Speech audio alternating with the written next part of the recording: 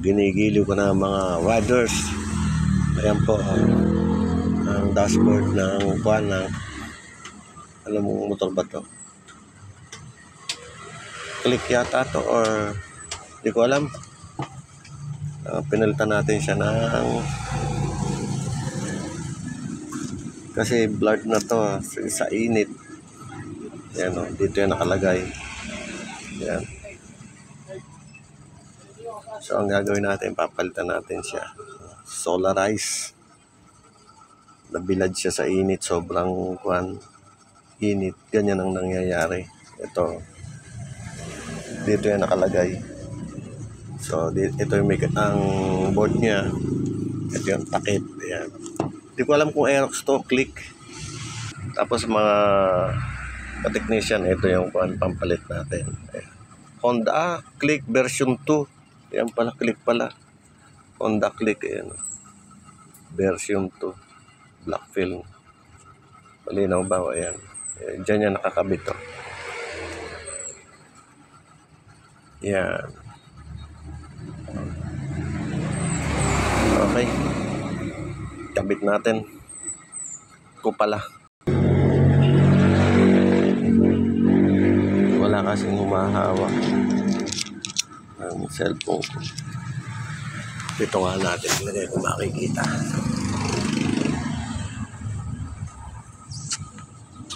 Kita ba? Yun. Yeah, ilagay ko sa taas mga ka-technician. Okay. Tapos, dapat video gagamitin nyo ha. Video. Joke lang.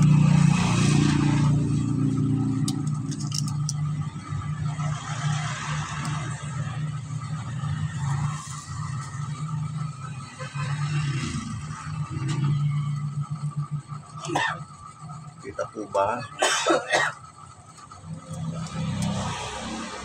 Yan. Unti-unti yung tinatanggal yung plastic habang kinuko naman ng video. Yan. Si video yung nakadali.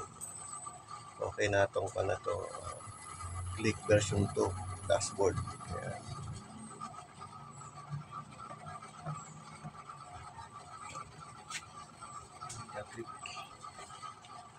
Mga technician, okay na. So, ayan, no?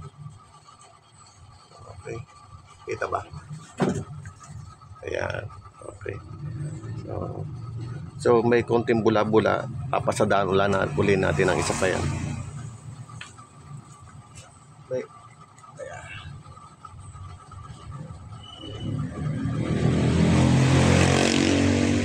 Akala ko kanina kwanto Aerox Honda Click version 2 pala.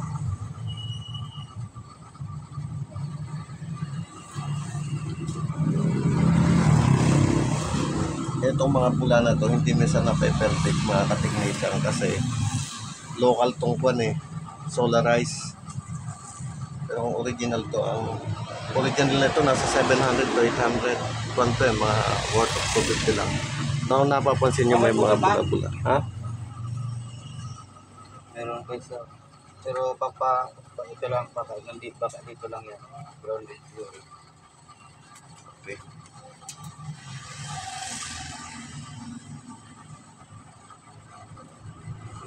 Tsagaan nyo lang mga ka-technician na kunin itong card.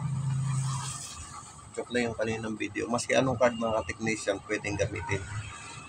Biro ko lang yung video.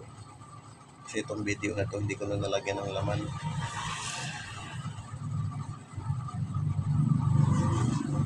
Close account na siya kaya ayan, di ba? Nakikita nyo na nawala yung mga bubbles. Ayan, di ba? Okay. Okay na. Kapit na natin to. Okay, mga technician, yung gustong magpagawa ng mga solarized na dashboard ng Honda Click, Aerox, yung gusto mga ganito. Ayan, sa dashboard ng mga motor, mga computerized na. Ang display computer na. Yan, okay na. Kabit ko na to. Paalam na mga ka-technician.